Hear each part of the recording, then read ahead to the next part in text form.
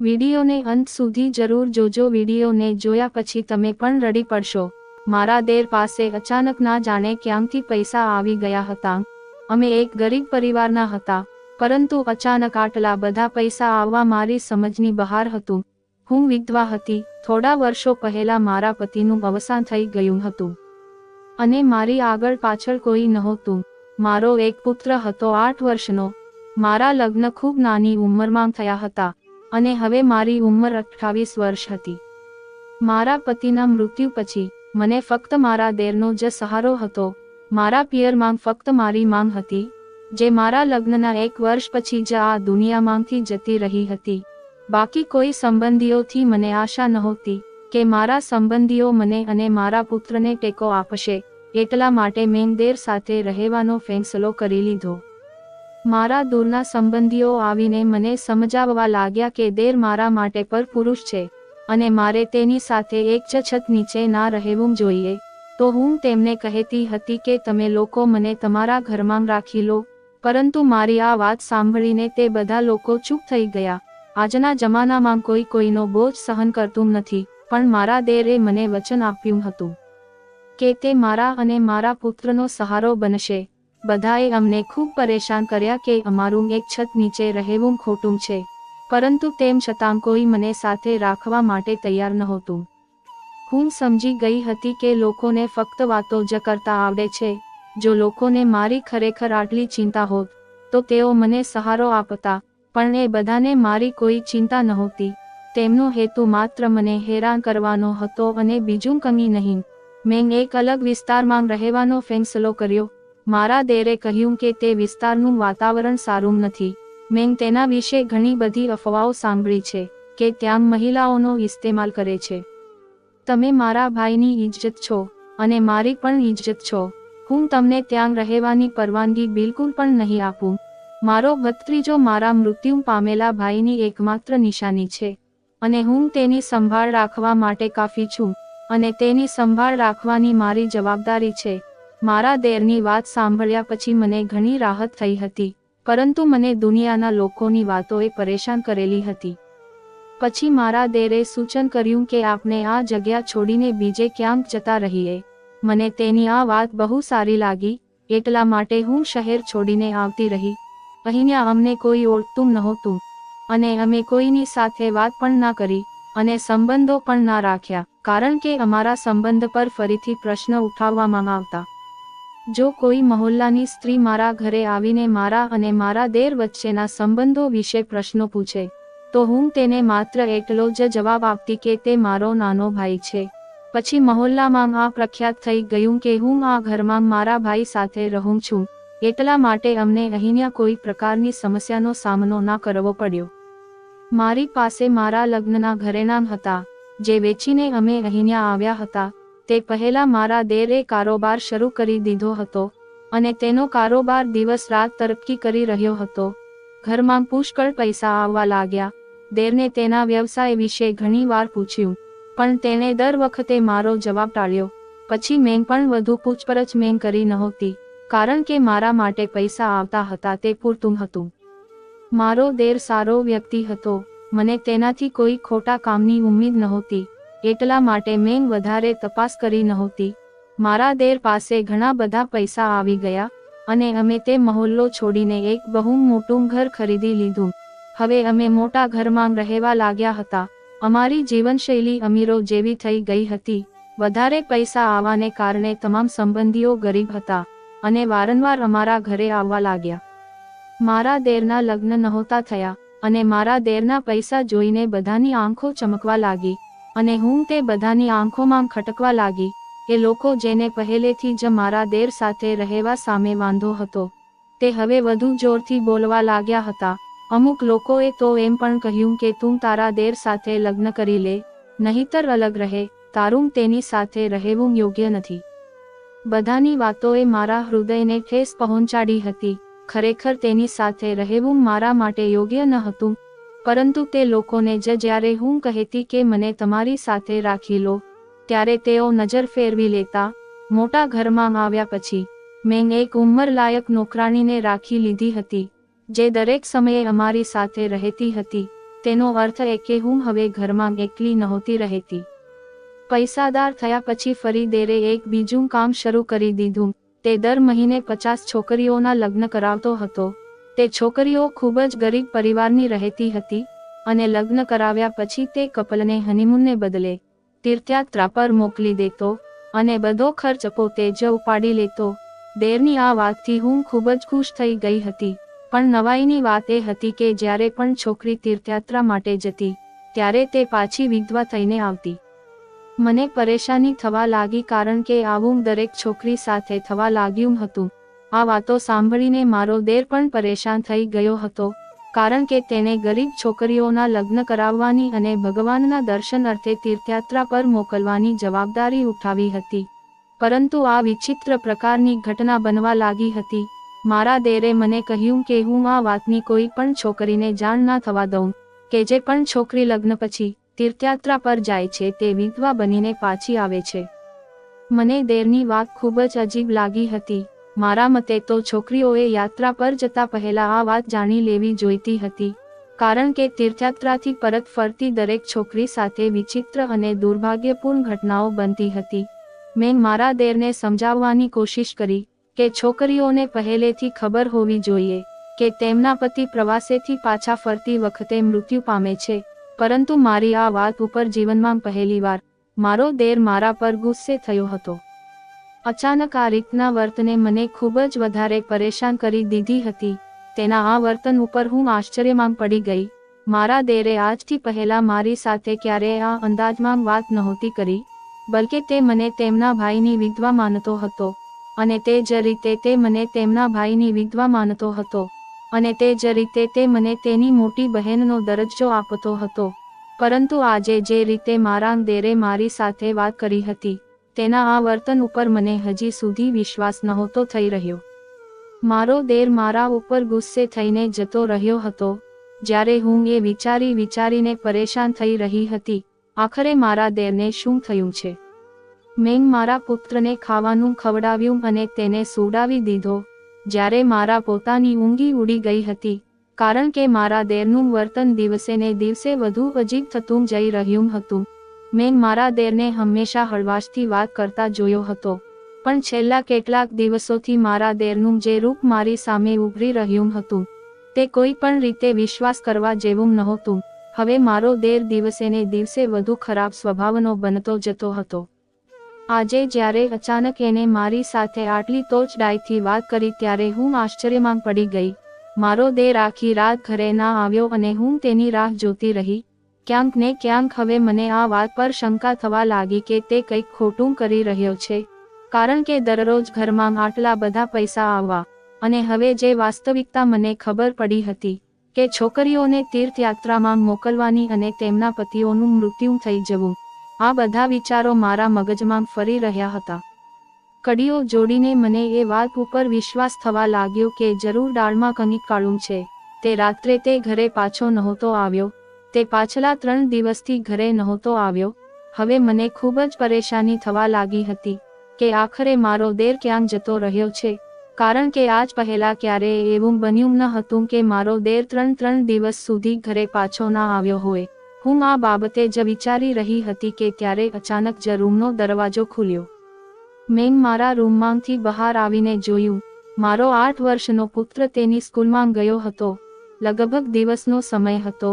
દિવસના આ સમયે મારો દેર ક્યારેય પણ મારા રૂમમાં આવતો ન હતો, પરંતુ આજે આવી હાલતમાં તે મારા રૂમમાં આવ્યો હતો. હું તેને જોઈને આશ્ચર્યચકિત થઈ ગઈ કારણ કે મારો દેર દારૂના નશામાં હતો. મેં આજ સુધી ક્યારેય મારા દેરને કોઈ ખોટી વસ્તુને હાથ લગાવતા પણ નહોતો જોયો. એટલે આ મારા માટે બહુ મોટો ઝાટકો હતો કે મારો દેર દારૂના નશામાં આવ્યો છે. મારા દેરના પગલાં ડગમગતા હતા અને તે મારી તરફ આગળ વધી રહ્યો હતો. હું હેરાન પરેશાન હતી. હું તેની દરેક હરકતો જોઈ રહી હતી. જ્યારે અચાનક તે મારી નજીક આવ્યો અને આવતાની સાથે જ તે મારા પગમાં પડી ગયો. હું આશ્ચર્યમાં પડી ગઈ કે હવે આને શું થઈ ગયું છે. તેની હાલત ખૂબ જ વધારે ખરાબ હતી. કદાચ તેણે વધારે પડતો દારૂ પીધો હતો. તે જરાય હોશમાં ન હતો. મારા પગમાં પડીને તે અચાનક જ જોરથી રડવા લાગ્યો. હું મૂંઝવણમાં હતી કે તે શા માટે રડી રહ્યો છે. અને તે ત્યાં જ રડતો રડતો બેહોશ થઈ ગયો. એટલે કે બપોરના આ સમયે મારા રૂમમાં આવીને તે બેભાન થઈ ગયો, અને જો કોઈએ આ રીતે મારા રૂમમાં જોયું હોત તો કદાચ મારી ઇજ્જત બરબાદ થઈ ગઈ હોત. આ સમયે ઘરમાં હું અને તે એકલા હતા. મેં જે નોકરાણી રાખી હતી તે આજે રજા પર હતી. હવે હું તેને મારા રૂમમાંથી કેવી રીતે બહાર કાઢું તે સમજાતું નહોતું, પરંતુ ગમે તે હોય મારે તેને કોઈ પણ ભોગે મારા રૂમમાંથી બહાર કાઢવાનો જ હતો. મેં જેમ તેમ કરીને તેને ખેંચતા ખેંચતા મારા રૂમમાંથી બહાર કાઢ્યો. તેનો સારો એવો વજન હતો. મારા જેવી કમજોર સ્ત્રીથી કેવી રીતે સંભાળી શકાય. જેમ તેમ કરીને મેં તેને તેના રૂમ સુધી પહોંચાડ્યો, અને તેને હું જમીન પર સુવડાવીને મારા રૂમમાં આવી ગઈ. મેં તેના રૂમનો દરવાજો પહેલેથી જ લોક કરી દીધો હતો. જ્યારે મારા પુત્રનો સ્કૂલમાંથી પરત ફરવાનો સમય થઈ ગયો હતો, હવે મારે મારા પુત્રને લેવા માટે સ્કૂલમાં જવાનું હતું. મારા દેરના રૂમને મેં તાળું મારી દીધું હતું, જેથી આવી હાલતમાં તે ક્યાંય પણ જઈ ન શકે, અને હું પોતે પણ ચિંતિત હતી. ત્યાર પછી હું પુત્રની સ્કૂલમાં જતી રહી, અને જ્યારે હું મારા પુત્રને સ્કૂલમાંથી લઈને પાછી ઘરે આવી ત્યારે મારો દેર હજુ સુધી પણ તેના રૂમમાં લોક હતો. મારા પુત્રને નવડાવ્યા પછી મેં તેને ખાવાનું ખવડાવ્યું અને તે ટ્યુશન જવા માટે નીકળી ગયો. તેના ટ્યુશન જવાની સાથે જ મેં દેરના રૂમનું તાળું ખોલ્યું તો જોયું તે હજુ સુધી એમ જ બેભાન થઈને પડેલો હતો. હવે મને તેની હાલત જોઈને આશ્ચર્ય થવા લાગ્યું હતું, કારણ કે તે ઘણા સમયથી આ રીતે બેભાન થઈને પડ્યો હતો. કદાચ તે આલ્કોહોલના વધારે નશામાં હતો, જેના કારણે તે ફરી હોશમાં આવી શક્યો ન હતો. હું સમજી શકતી ન હતી કે હું શું કરું કે જેથી તે હોશમાં આવી જાય. પછી અચાનક મને એક વિચાર આવ્યો, અને મેં તરત જ એ જ કર્યું જે મારા દિમાગમાં આવ્યું. હું રસોડામાં ગઈ અને પાણીનો જગ ભરીને મારા દેર પાસે લાવી, અને આખો જગ તેના ચહેરા ઉપર ફેંકી દીધો. અચાનક પાણી પડવાને કારણે તે ગભરાઈને જાગી ગયો, પરંતુ હજુ પણ તે સંપૂર્ણ હોશમાં નહોતો. મેં તેને કહ્યું કે અત્યારે તું બેડ પર સૂઈ જા. જ્યારે તું સંપૂર્ણ હોશમાં આવીશ ત્યારે હું તારી સાથે વાત કરીશ. મારો દેર કદાચ ખરેખર હોશમાં નહોતો. આ કારણોસર તે માથું હલાવીને બેડ તરફ ગયો. તેના પગલાં ડગુંગું થઈ રહ્યા હતા. જ્યારે તેની હાલત જોઈને મને હવે રડવું આવવા લાગ્યું હતું. આખો દિવસ વીતી ગયો હતો પણ મારા દેરને પૂરેપૂરો હોશ નહોતો આવ્યો. તેની હાલત જોઈને અનુમાન લગાવી શકાય છે કે આજે તેને પહેલીવાર દારૂ પીધો હતો, કારણ કે જો તે આ વસ્તુનો વ્યસની હોત તો ચોક્કસ તેના પર આટલી ઊંડી અસર ન થઈ હોત. રાત્રે લગભગ બપોર વાગ્યે અચાનક કોઈએ મારા રૂમનો દરવાજો ખખડાવ્યો. હું મારી જગ્યાએથી ભડકીને ઊભી થઈ ગઈ. મારો પુત્ર જે સૂઈ ગયો હતો. મેં એક નજર તેની સામે જોયું અને એક નજર દરવાજા તરફ કરી. મને ક્યાંક ને ક્યાંક ખાતરી હતી કે દરવાજા ઉપર મારો દેર જ હશે, કારણ કે આખો દિવસ પસાર થઈ ગયો હતો. તેથી મને ખાતરી હતી કે હવે મારા દેરનો નશો ઉતરી ગયો હશે. હવે મારે તેની પાસેથી કારણ જાણવાનું હતું કે આખરે તે શું કરી રહ્યો છે. હું ધીમેથી નીચે ઉતરી અને મારા દીકરાના આરામનું ધ્યાન રાખીને દરવાજા તરફ ધીમા પગલાં ભર્યા. ધીમે ધીમે દરવાજો ખોલીને મેં બહાર જઈને જોયું તો મારો દેર બહાર જ ઊભો હતો, પણ બપોરના સમય પ્રમાણે આ વખતે સાવ જુદો જ ચહેરામાં હતો. તેની આંખો નમેલી હતી, વાળ ભીના હતા. ખરેખર તે શાવર લઈને ત્યાં પહોંચ્યો હતો, અને તેણે તેની આંખો નીચે નમાવીને કબૂલાત કરી હતી કે તે તેના કાર્યોથી શરમ અનુભવે છે. પરંતુ અત્યારે મને તેની શરમની જરાય પણ જરૂર નહોતી. મારે એ વાત જાણવી હતી કે આજે તેણે આવું ખરાબ કામ કર્યું તો કેમ કર્યું. મેં તેને પૂછ્યું કે તે આજે દારૂ પીધો હતો, તો આ વાત પર તે મારી સામે જોવા લાગ્યો. તેની આંખો લાલ થઈ રહી હતી. તેણે ધીમેથી માથું હલાવ્યું. આ વાત તો હું પહેલેથી જ સમજી ગઈ હતી કે તે દારૂ પીને આવ્યો હતો. એ તો બસ હું તેના મોઢેથી સાંભળવા માંગતી હતી. જેવું જ તેણે માથું હલાવ્યું મને હવે ખૂબ જ ગુસ્સો આવવા લાગ્યો હતો. મેં તેને પૂછ્યું કે તે શા માટે દારૂ પીધો હતો, તો તે મારી સાથે આંખનો સંપર્ક કરી શક્યો નહીં. તેણે શરમથી નીચે જોયું. મેં તેને ફરીથી પૂછ્યું કે આખરે તે શા માટે દારૂ પીધો હતો. મારી વાત સાંભળીને મારો દેર માથું નમાવીને કહેવા લાગ્યો કે મેં જાણી જોઈને દારૂ નહોતો પીધો. તે તો મારા દોસ્તોએ મને એમ કહીને પીવડાવી દીધો કે આ ફક્ત એક સાદો શરબત છે. મને ખબર નહોતી કે મારા અમીર મિત્રો મને કોઈ નશો કે દવા ભેળવીને પીવડાવી દેશે. મને આ વાતની જરાય જાણકારી નહોતી. જો મને જરા પણ જાણકારી હોત તો હું કોઈ પણ સંજોગોમાં આ શરબત ના પીતો. મને મારા દેરની આ વાત ઉપર વિશ્વાસ આવી ગયો હતો, કારણ કે હું પહેલા દિવસથી જ એ વાત જાણતી હતી કે મારો દેર જરાય ખોટો માણસ નથી. તે મારા બાળક જેવો હતો. આખું વર્ષ મેં તેની મારા બાળકની જેમ જ દેખભાળ કરી હતી, અને તે પણ મને તેની મોટી બહેનનો દરજ્જો આપતો હતો. મોટી બહેન હોવાને કારણે મેં તેને સમજાવ્યું કે તારે આવા અમીર દોસ્તોથી દોસ્તી ખતમ કરી નાખવી જોઈએ. પરંતુ આ સાંભળીને તેણે અચાનક માથું ઊંચું કરીને મારી સામે જોયું. તેણે એક ક્ષણ માટે મને આશ્ચર્યમાં પાડી દીધી, અને પછી જ્યારે તે બોલ્યો ત્યારે તેના શબ્દોએ મને આશ્ચર્યચકિત કરી નાખી. આટલું કહીને તે અટક્યો નહીં, પણ પોતાની વાત પૂરી કરીને ત્યાંથી ચાલ્યો ગયો. જતી વખતે એમ પણ કહ્યું હતું કે હવે હું લગભગ એક અઠવાડિયા સુધી ઘરે નહીં આવી શકું, અને એક અઠવાડિયામાં તેને એક ખૂબ મોટો પ્રોજેક્ટ મળ્યો છે જે તેને પૂર્ણ કરવાનો છે. હું તેને પૂછવા માંગતી હતી કે તે કયું કામ કરે છે જેના કારણે તેને આટલા બધા પૈસા મળી રહ્યા છે, અને આ કયો પ્રોજેક્ટ છે જે તેને એક અઠવાડિયાની અંદર જ પૂરો કરવાનો છે. પરંતુ મારી વાત સાંભળ્યા પહેલા જ તે પોતાની વાત કહીને ત્યાંથી ચાલ્યો ગયો હતો. તેને કહેલી વાતો મને પરેશાન કરી રહી હતી, કારણ કે તેને કહ્યું હતું કે તેના અમીર દોસ્તોના કારણે જ તેના ઘરમાં આટલા પૈસા આવી રહ્યા છે.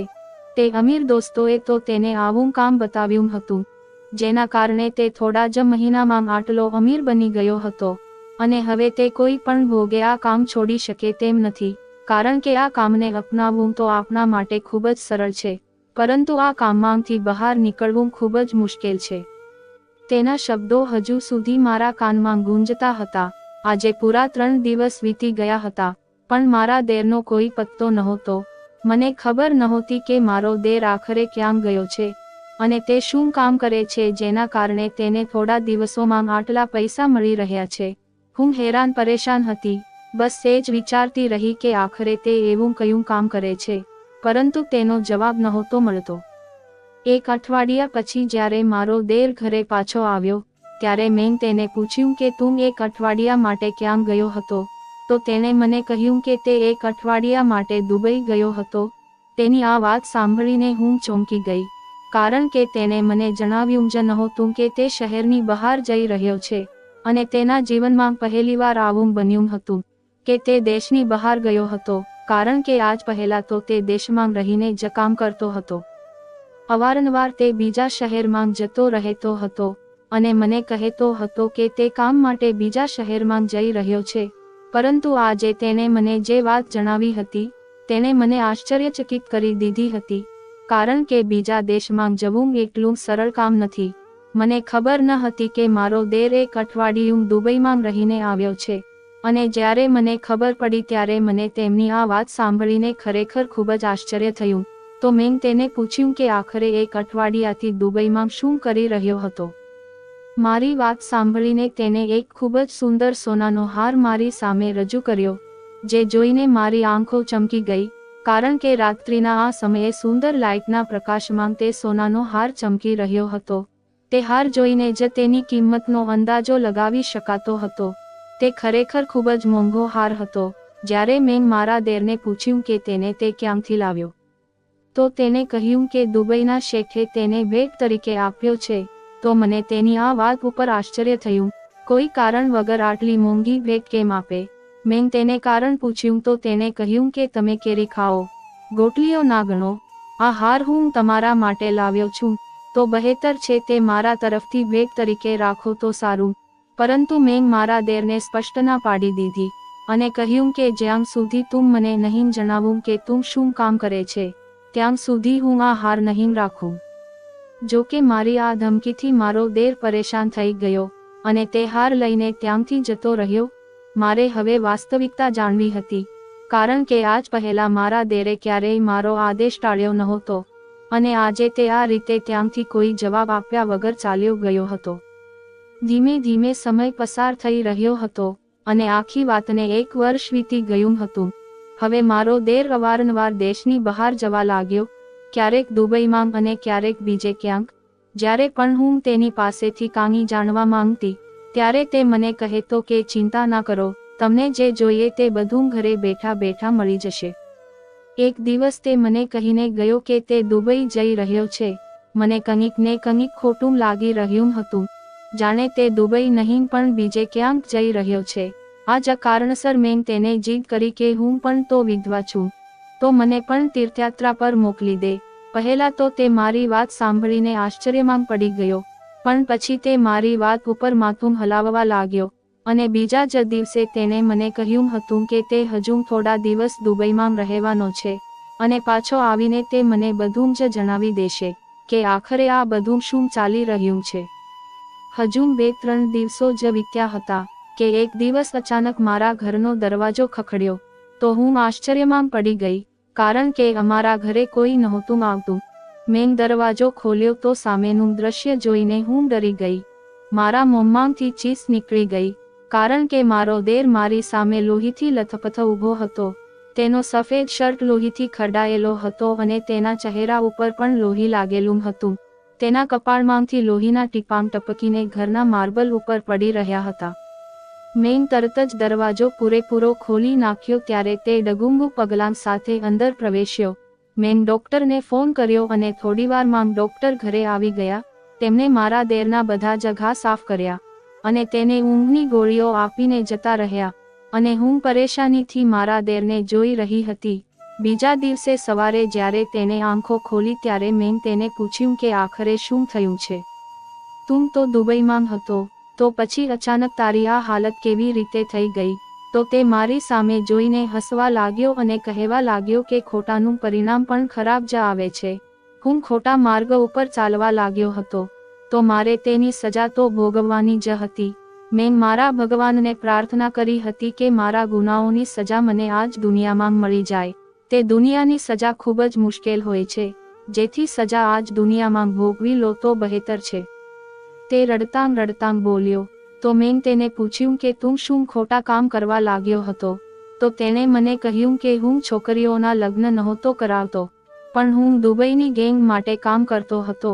ગરીબ પરિવારની છોકરીઓને લગ્નની જાળમાં ફસાવીને ડોના માણસો સાથે તેમના લગ્ન કરાવતો હતો અને લગ્ન પછી તેમને તીર્થયાત્રાના નામે દુબઈ મોકલતો હતો. જેવી જ તે છોકરીઓ દુબઈ પહોંચતી હતી ત્યારે તેમને વેચી દેવામાં આવતી હતી.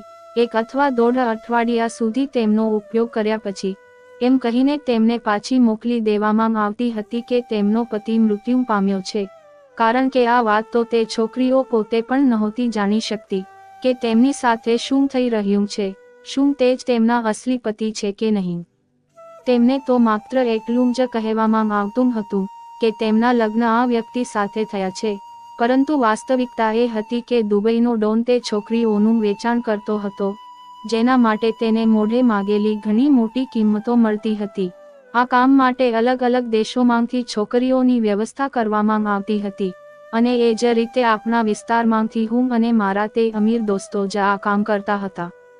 અમે લોકો એ ગરીબ છોકરીઓને લગ્નની લાલચ આપીને દુબઈ મોકલી દેતા હતા અને ત્યાં તેમની સાથે શું થતું હતું એ તે છોકરીઓ પોતે પણ સમજી નહોતી શકતી, કારણ કે તે જે લોકો સાથે રહેતી હતી તેમને એવું જ લાગતું હતું કે તે તેમના પતિ છે, પરંતુ વાસ્તવમાં તે તેમના પતિ નહોતા, પરંતુ તે છોકરીઓ તેમને વેચી દેવામાં આવી હતી.